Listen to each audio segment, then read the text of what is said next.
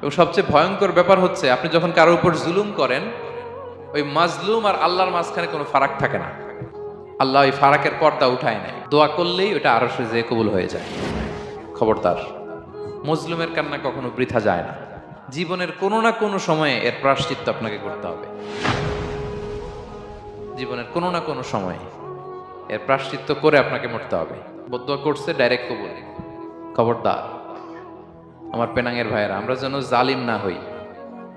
In it's any form, operation in it's any form, যেই কোনো ভাবে, যেই কোনো ক্ষেত্রে, যেই কোনো ধরনের হইতে পারে জুলুম। কাউকে আপনি ছোট্ট কোনো কাজে ঠকালেন, বন্টন নীতিতে ঠকালেন, হ্যাঁ, জমি মেরে দিয়ে ঠকালেন, আমানত মেরে দিয়ে ঠকালেন, ইন ইটস এনি ফর্ম যদি জুলুম করে থাকেন, খবরদার, মজলুমের কান্না কখনো বৃথা যায় না।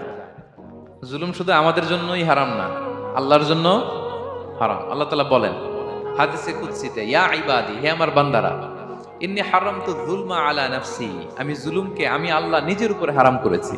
ওয়া জাআলতুহু বাইনাকুম মুহাররামা, এবং এই জুলুমকে তোমাদের উপর হারাম করেছি। ফালা তাযালামু, তোমরা একে অপরের উপর জুলুম করো না। জুলুম শুধু আমাদের উপরই হারাম না, আল্লাহ নিজের উপরও হারাম করেছেন। তাহলে জুলুমের সাথে কি মুমিনের কোনো সম্পর্ক থাকতে পারে? পারে না।